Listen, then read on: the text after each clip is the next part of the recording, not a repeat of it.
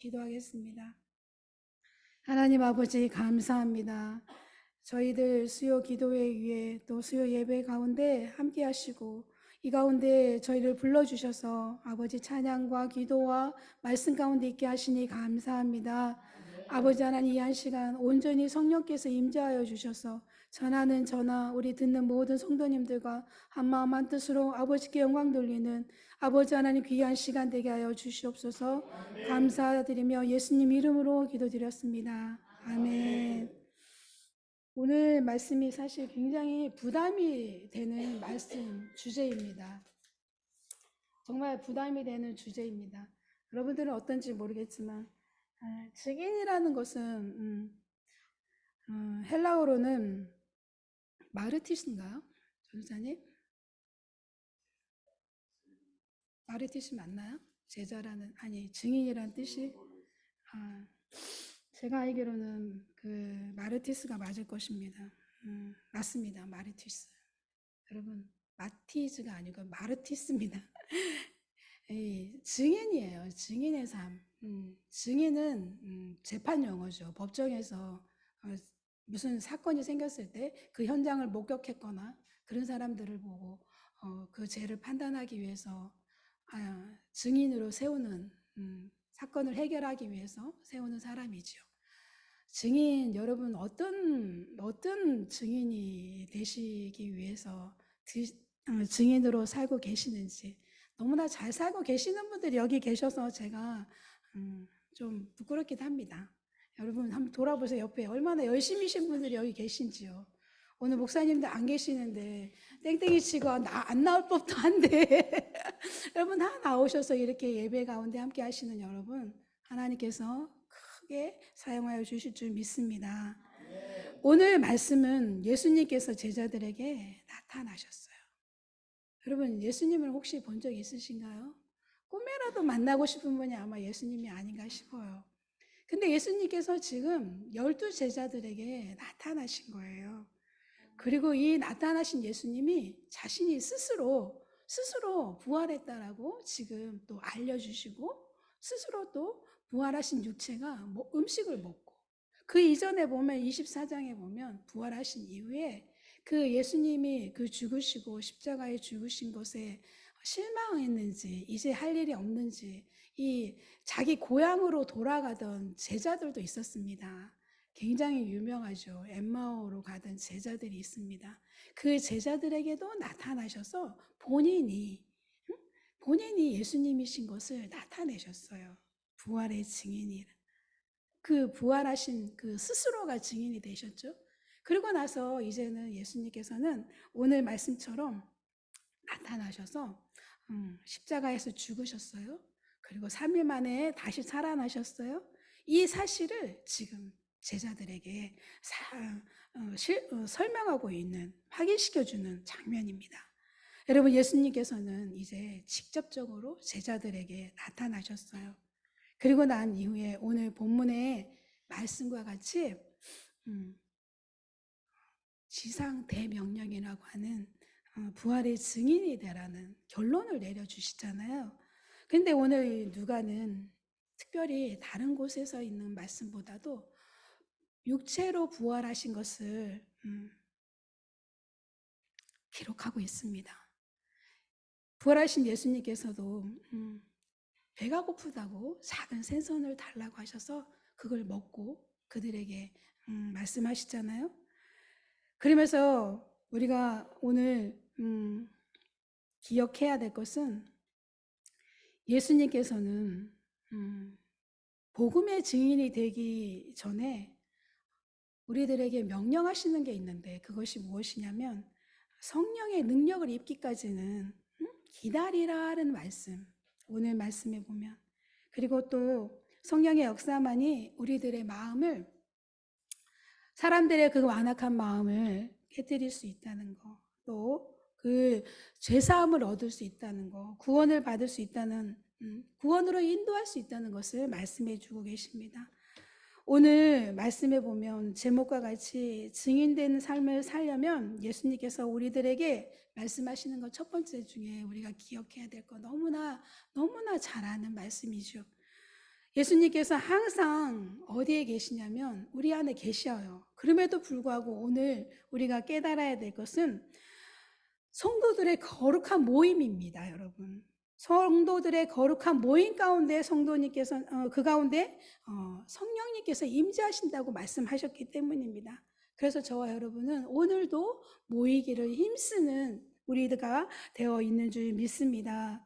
여러분, 그런데 우리가 오늘 읽진 않았지만 36절에 보면 부활하신 예수님께서 제자들 가운데 임하십니다. 제자들 가운데 오셨습니다. 그 두 제자들이 남은 제자들과 얘기하고 있을 거 아니에요? 내가 예수님을 만났소. 내가 예수님을 만났소. 길에서. 그가 우리에게 말씀을 풀어주실 때 마음이 뜨거웠소. 그리고 축사하실 때 예수님을 알아본 거. 그것을 지금 우리 제자들과 이야기하고 있었어요. 그 이야기하고 있을 때 예수님께서는 그들 가운데 오셨습니다. 그 돌아온 자들이 예수님에 대해서 이야기하고 있을 때 복음을 증거하는 대신 그들은 자신이 만난 예수님을 말하고 있을 때 예수님이 찾아오셨어요. 여러분, 우리들은 인간적인 사람들의 모임이 절대로 아니잖아요. 세상적으로 친교 모임이 아니지 않습니까? 저와 여러분이 있는 곳에서는 어떤 일이 있어도 성령님은 함께 하시는 줄 믿습니다. 그 성령께서 함께 하실 때 우리의 마음이, 우리의 생각이 날마다 성령 하나님께 집중하는 저와 여러분 되기를 간절히 소망합니다. 그러므로 증인된 삶을 살려면 우리가 모여야 되는 거죠. 혼자 할 수 없는 거예요. 제가 지난 주일에 우리 청년부에게 좀 얘기를 했어요. 혼자 두지 말라고. 혼자 두지 말라고. 이렇게 혼자 있을 때 같이 앉아주라고. 여기 보면 꼭 혼자 앉는 사람들은 꼭 혼자 앉습니다. 그리고 같이 앉는 사람은 꼭 같이 앉아요. 여러분, 혼자 앉지 않는 것이 좋을 것 같아요. 둘이 앉는 게 좋을 것 같아요. 붙어 앉는 게 좋을 것 같아요. 이제 코로나 이제 지났잖아요, 여러분. 우리는 모여 있어야 됩니다. 혼자 있을 때는 틈을 타죠. 아담이 혼자 있을 때도 틈이 탔습니다. 그리고 하와도 혼자 있을 때 틈을 탔습니다. 틈을 주지 않는. 우리가 증인된 삶을 살려면 우리는 모여야 되고 홀로 두지 말아야 될 줄 믿습니다. 근데 제가 혼자 있는 사람에게 물어봤어요. 왜 혼자 앉아 있니? 그랬더니 기도한대요. 내가 가서 때려주고 싶었어요. 뒤통수를 쳐주고 싶었어요. 기도는 이때 하는 게 아니야.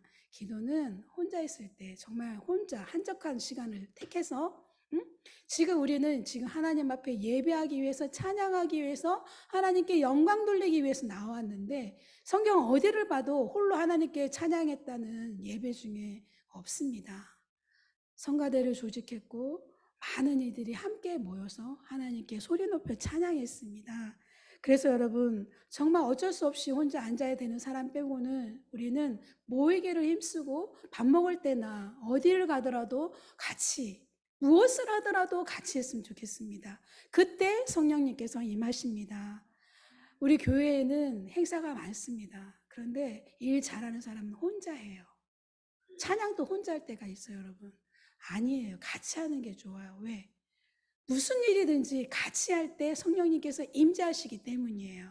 여러분, 증인된 삶을 산다는 건 함께 하는 게 우리에게 지상 명령으로 주신 줄 믿습니다.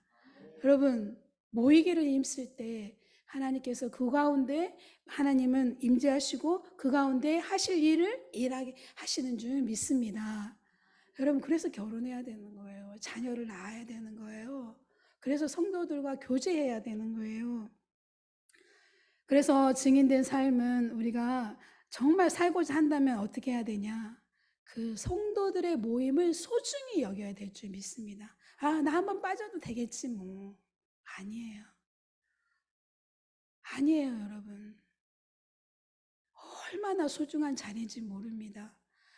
목숨을 다해서 지키는 무엇보다도 제일 우선으로 여기는 성도들의 모임이 되기를 간절히 소망합니다. 그럴 때 증인의 삶을 사는 게 시작한다라고 믿습니다.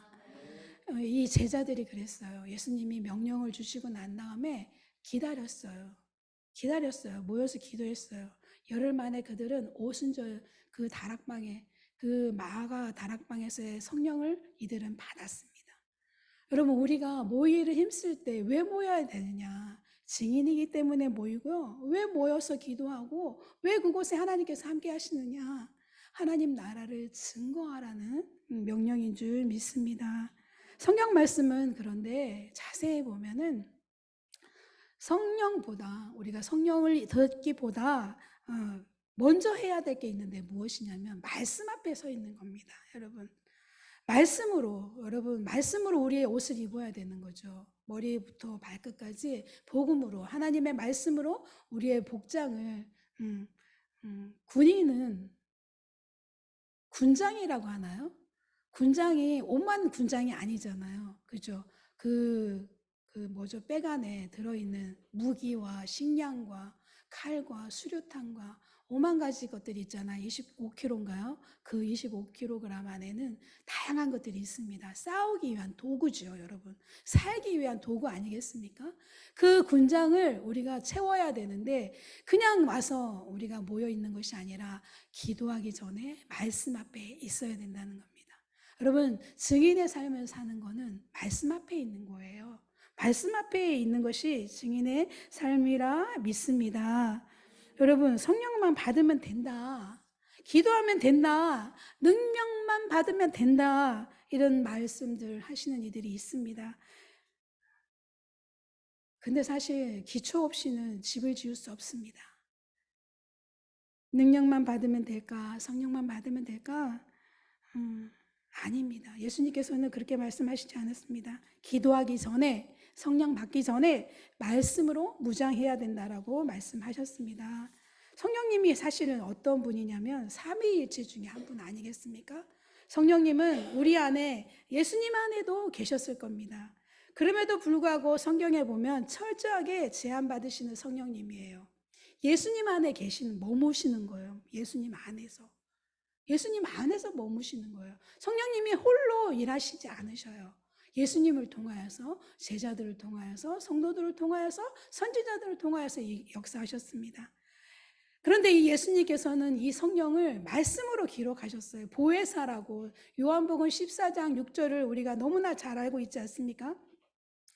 보혜사 곧 아버지께서 내 이름으로 보내실 성령, 그가 너희에게 모든 것을 가르치시고, 보혜사 성령께서 우리에게 모든 것을 가르치시고, 그러려면 우리가 알아야 되잖아요.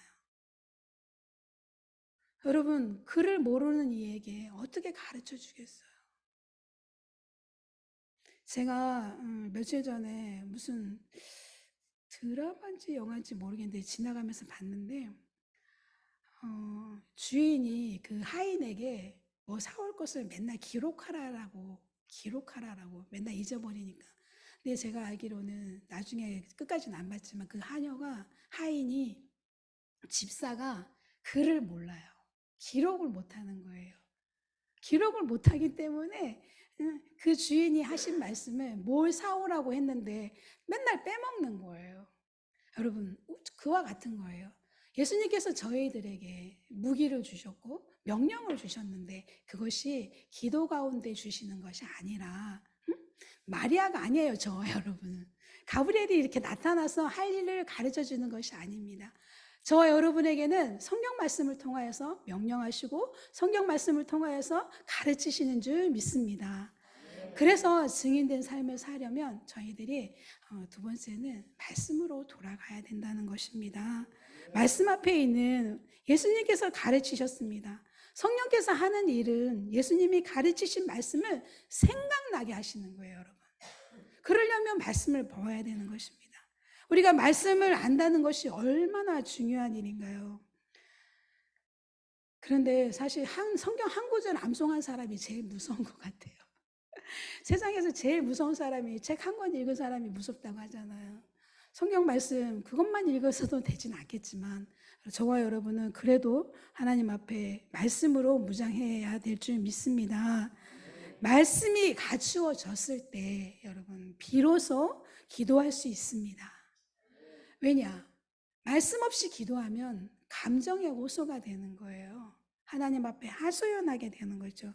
그런데 말씀이 무장되어 있을 때 성령께서 우리 가운데 역사하실 수 있는 줄 믿습니다. 왜? 무기가 있기 때문이죠. 성령의 검이 있기 때문이죠. 그것을 사용할 수 있는 방법은 말씀이기 때문입니다.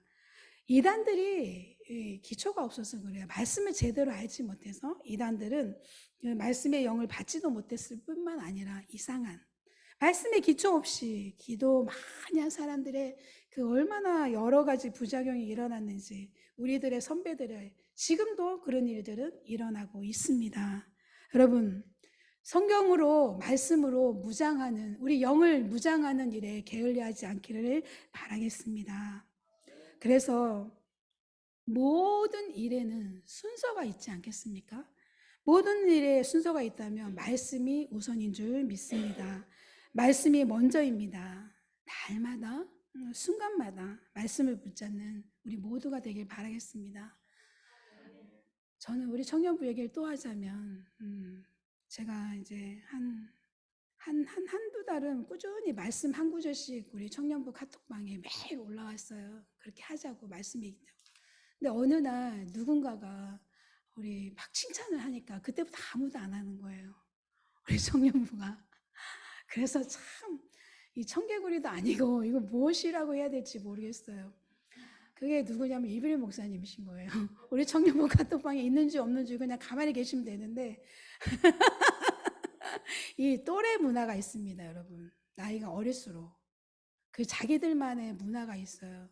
그것을 격려해주고 존중해줘야 되는데 만약에 우리 그 15살, 19살 있는 애들 방에 들어가 있으면 꼰대라는 소리 듣잖아요. 목사님이 꼰대 짓을 한 거죠. 제가 이렇게 얘기해서 목사님 용서해 주세요. 칭찬도 여러분 적절하게 칭찬하면 약이 되는데 잘못하면 독이 되는 거예요. 그러니까 우리 청년들이 순수한 거죠.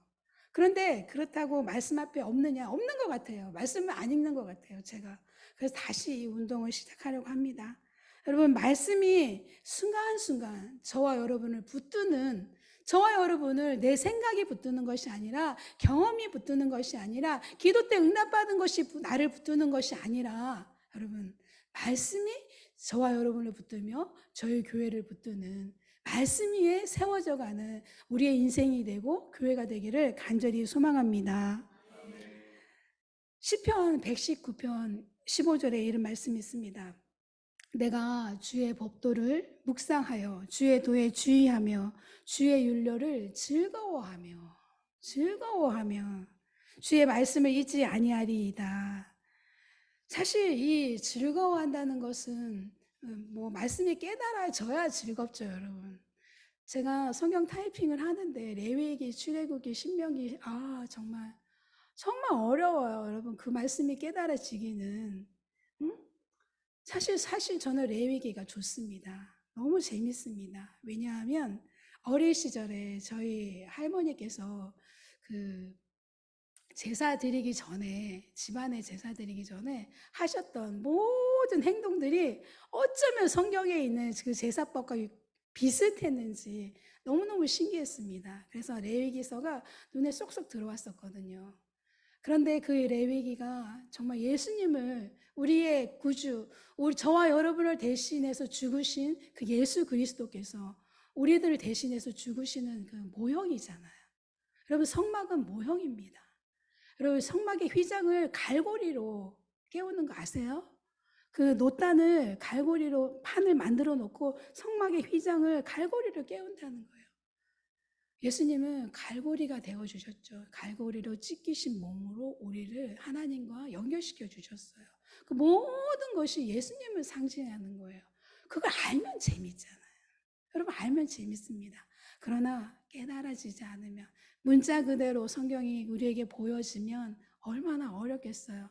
그래서 이 뒤이어서 말씀하겠지만 너무나 중요한 게 뭐냐면 45절을 보면, 여러분 오늘 보면, 이에 그들의 마음을 열어 성경을 깨닫게 하시고, 여러분 이 말씀을 날마다 붙들고 우리의 마음을, 우리의 눈을 열어달라고 기도해야 될 줄 믿습니다.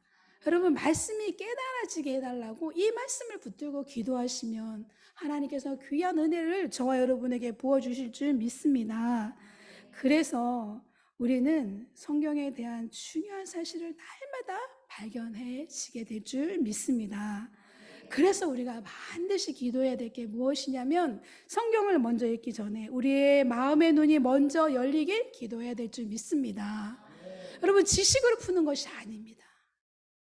성경은 절대로 지식으로 열어주지 않습니다.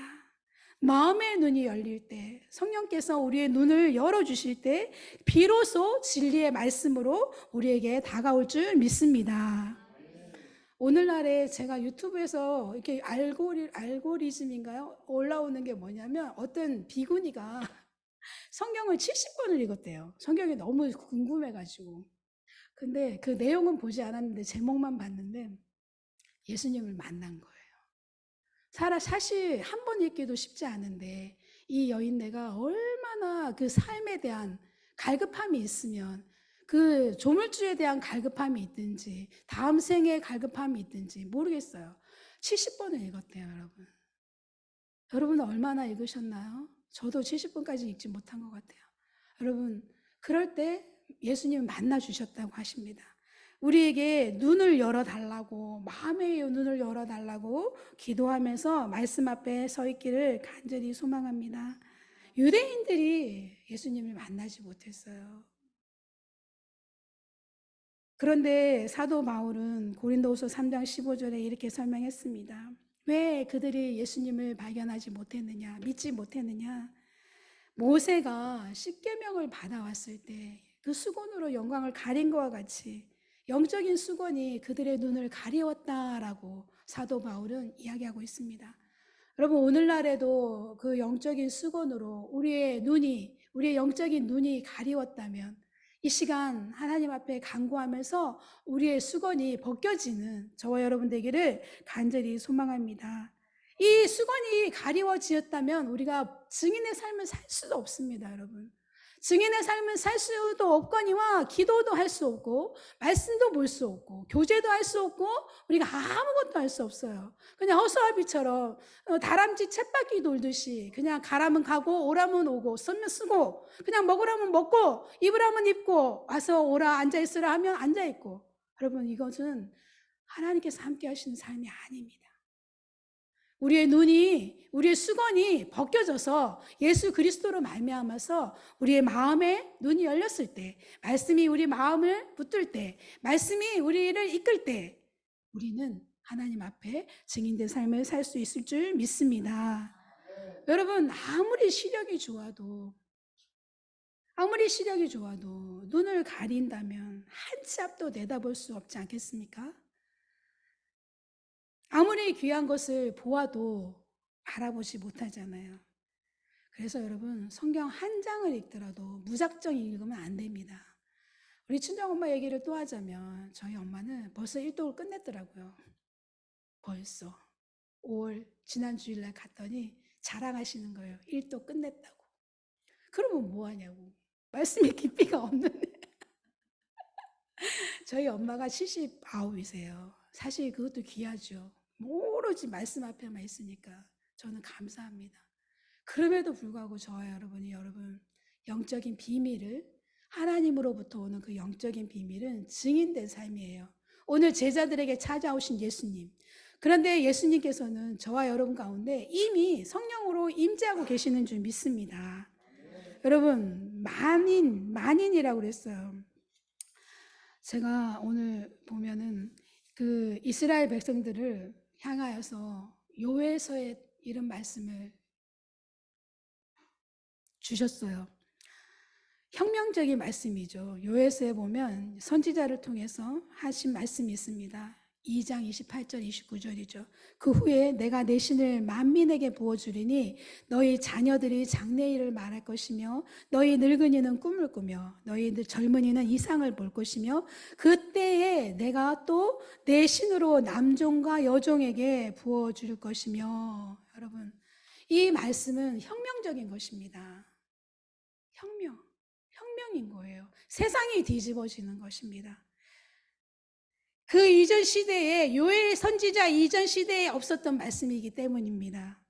성령은 아무에게나 주어지는 것이 아니었습니다. 이 성령은 하나님께서 기름 부으신 자, 선지자, 왕에게 주어주신 것입니다. 특별한 종에게 임했습니다. 아무나 받는 것이 아니었습니다.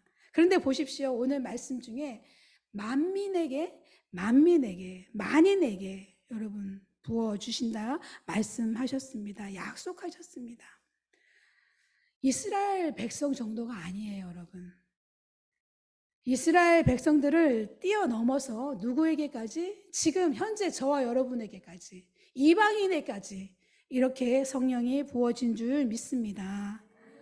여러분, 더 놀라운 게 뭐냐면 남종과 여종에게,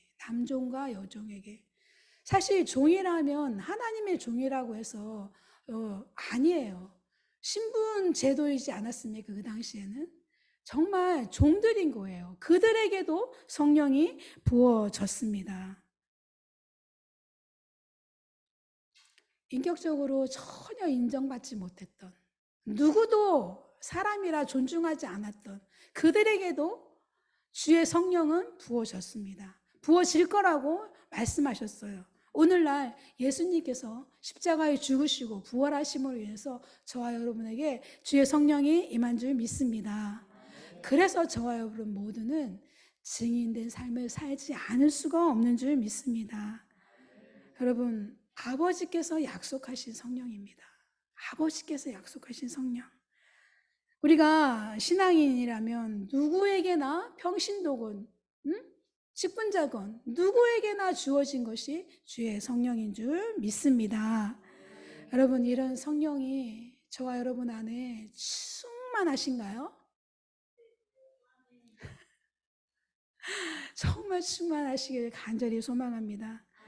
물 붓듯이 기름 부어 주신다고 말씀해 주셨습니다. 여러분, 그 성령을 의지해서 사는 우리 모두가 되기를 간절히 소망합니다. 그런데 예수님께서 우리에게 또 말씀하셨어요. 누가복음 11장 13절에 너희 천부께서 구하는 자에게 성령을 주시지 않겠느냐. 여러분, 구하지 않아서 우리가 받지 못하는 겁니다. 구하는 자에게는 성령의 은혜를 충만히 주실 줄 믿습니다. 구하는 자의 대표적인 예가 누구냐? 엘리사입니다, 여러분. 엘리사는 어떻게 구했냐면 열왕기하 2장 9절에 보면 2배의 갑절을 구했어요. 갑절에 엘리야보다, 자신의 스승보다 갑절의 은혜를 구했는데 말씀을 보면 2배의 역사를 행했다라고 여러분 찾아보시기 바래요. 엘리사가 그 대표적인 예입니다. 보혜사 성령께서 저와 여러분 가운데 지금 이 시간에도 함께 계신 줄 믿습니다. 그래서 우리가 주님께 우리를 내어드린다면 성령께서 저와 여러분의 인생을 바꾸실 줄 믿습니다. 그 때와 시기는 어떻게 하시는지는 우리는 아무도 알 수 없습니다. 그럼에도 불구하고 우리는 믿음으로 선포하는 것인 줄 믿습니다. 오늘 본문의 말씀이 그렇습니다. 제자들에게 나타나신 것은 단순하게 부활을 알리기 위해서 나타나신 게 아닙니다. 사실 예수님께서는 문을 열지 않고도 들어오실 수 있는 분이셨어요. 그죠? 그럼에도 불구하고 예수님은 문을 열고 제자들 가운데 오셔서 굳이 배가 고프다 말씀하시고 음식을 먹으셨어요. 생선 한 토막을 먹으셨어요. 잡수셨어요. 그리고 그 떡을 드셨습니다. 엠마오로 가던 그 제자들에게서 떡을 달라서 떡을 먹었잖아요. 여러분, 이거는 부활이 무엇인지를 우리에게 알리시기 위함입니다. 변화된 모습입니다, 여러분. 저와 여러분이 저 천국에서 변화되었을 때 우리는 조금이라도 알 수 있는 것이 오늘 말씀을 통해서 알 수 있습니다. 변화된 육신은 예수님과 같이 변화되게 우리가 먹고 마시고 눈물 없이 지내는 그날이 오게 될 줄 믿습니다. 여러분, 그래서 우리가 증인된 삶을 살기 위해서는 먼저 우리가 겸손히 구해야 되는데, 구해야 될 게 뭐냐면 48절에 보면 예수님께서 제자들이 그 제자들을 향해서 말씀하시잖아요. 이 모든 일의 증인이라. 이 모든 일의 증인이라. 사실 누가가 이 말씀을 기록했을 때는 여러분 엄청난 박해의 시절이 아니었습니까? 제가 박해 아닌 박해지만 제가 스스로 저는 저를 아주 단순한 삶으로 몰아넣었죠. 한 달 동안. 아주 그 2평도 안 되는 공간에서 싱크대에서 머리를 감고 뭐죠? 그게 물이 안 나와가지고 거기서 빨래를 하고 그 가스레인지는 없어가지고 브루스타 하나 갖다 놓고 거기다가 뭐 간단하게 제가 이렇게 먹고 살았어요. 그 빨래도 할 수도 없고 그래서 그냥 손빨래 살살살살 하면서 아주 너무나 단순하게 제가 정말 단순하게 살아봤습니다. 한 달 동안을. 근데 예수님께서 가르쳐 주신 것이 무엇이냐면 여러분 그런 시절로 여러분들을 몰아가시면 누구나 기도하고 성령 충만할 거라고 저는 믿습니다. 할 게 없어요. 기도하고 말씀 보고 빨래하고 밥 먹고 운동하고 운동도 못했지만 여러분 그런데 이게 지금 이 누가가 살던 시대는 지금 어떤 시대냐? 예수님을 믿는다고 선포할 수 있는 시대가 아니었습니다. 예수님을 믿으면 그들은 어떻게 죽어갔느냐? 그때 수많은 사람들이 법정에서 그리스도인임을 증거하면 죽어갔습니다. 어떤 사람은 희롱을 당했고 채찍에 맞기도 했고 또 심지어는 사자에게 뜯겨 죽기도 했습니다. 그리고 살가죽이 벗겨졌죠. 톱으로 켜는 고통이란 단어로 표현할 수 없는 고통을 받는 시대에 이들이 증인이 되는 것이었습니다.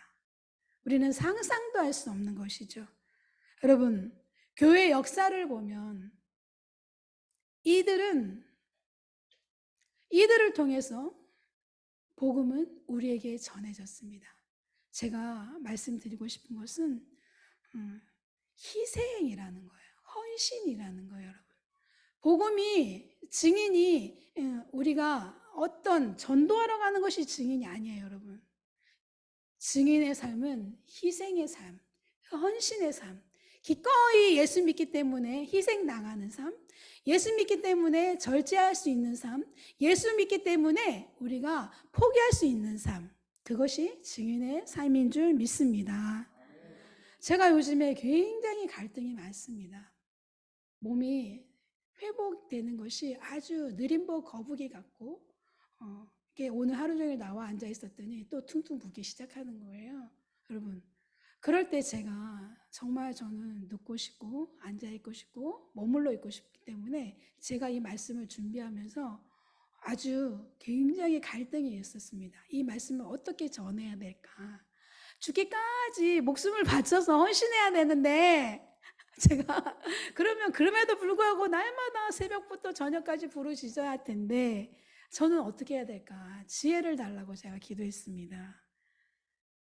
여러분 복음은 한 알의 밀알이 썩어져 죽을 때 꽃이 핀다는 것을 우리는 너무나 잘 알 수 있습니다.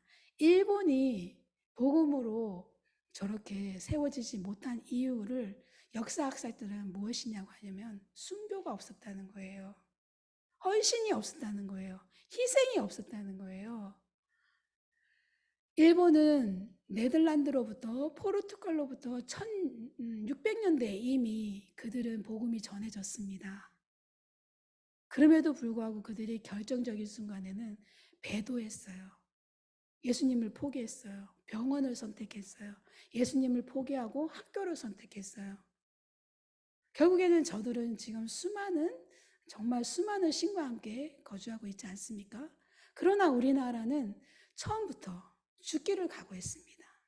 그 김대건 신부부터 여러분 그 동학 사상이 우리는 깊이 뿌리 들어가 보면 천주교 사상이 신학 사상이라는 것이 뿌리를 두고 있는 것이 천주교의 정신이에요. 그렇게 그들은 희생을 했습니다. 여러분 우리가 우리 교회 안에 가족 안에 예수 그리스도의 복음의 삶을 증인된 삶을 살려면 우리가 가진 것을 조금이라도 포기할 수 있는 저와 여러분 되기를 간절히 소망합니다. 그래서 단순히 입술로만 전하는 것이 아닙니다. 입술로만 증인의 삶을 사는 것이 아닙니다. 여러분 말로만 전하는 자가 아닙니다. 여러분 말로 고백하는 자들이 아닙니다. 증인 우리의 삶입니다. 여러분 삶이 변할 때 그들은 증인된 삶을 살 수 있습니다. 예레미야가 그랬습니다. 예레미야는 하나님께서 처음 만났을 때 자신은 복음을 자신은 예수님의 말씀을 하나님의 말씀을 전할 수 없다. 나는 아이와 같다라고 예레미야는 하나님으로부터 그 받은 사명을 어떻게 할지 몰라. 아이와 같은 내가 어떻게 할 수 있겠습니까? 라고 했을 때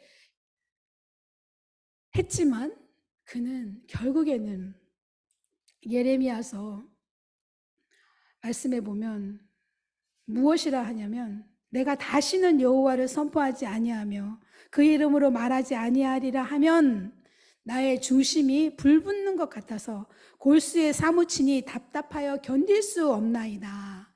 20장 9절 말씀이에요. 예레미야 20장 9절 말씀.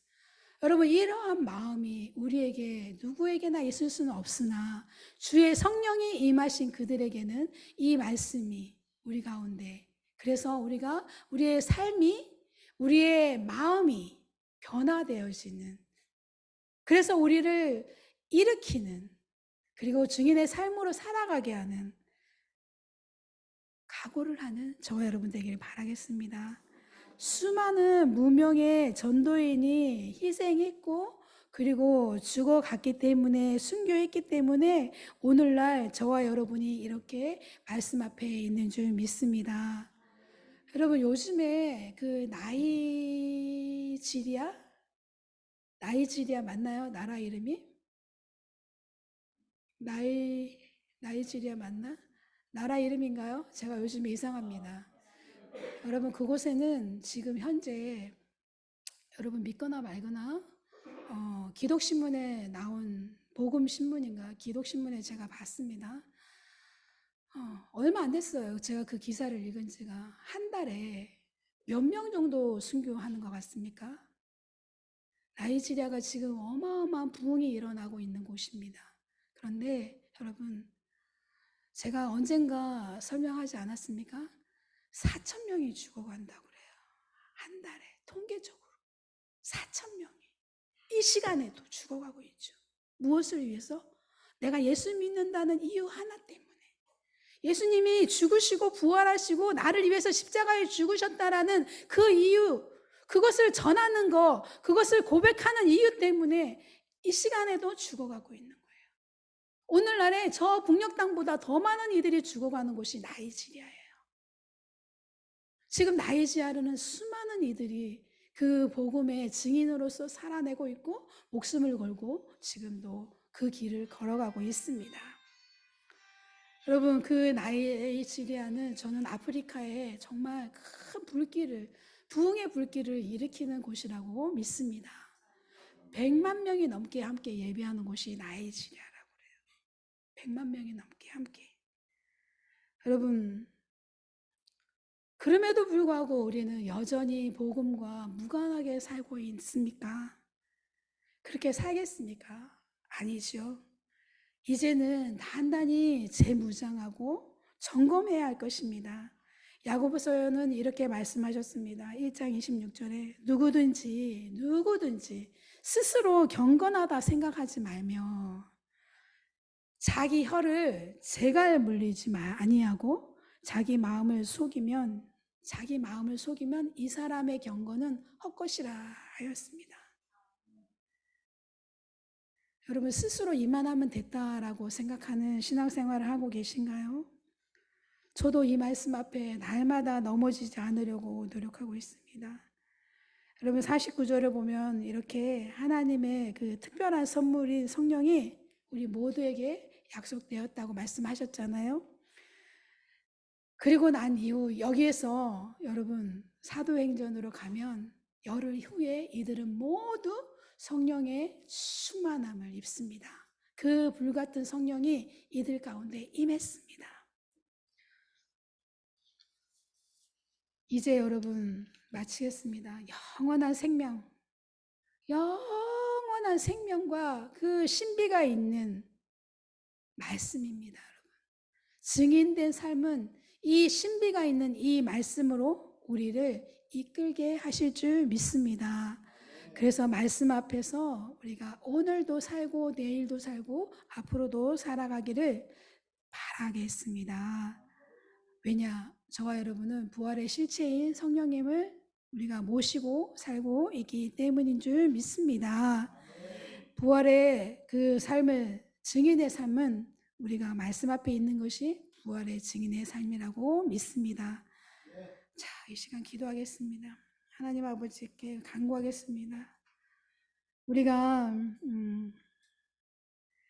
그리스도의 고난을 받고 또 그리스도의 그 죽은 자 가운데 살아나실 것을 믿는다면, 그 약속하신 성령을 우리가 간구한다면 위로부터 우리에게 능력으로 입혀질 때까지 이 성에 머물라 하셨습니다.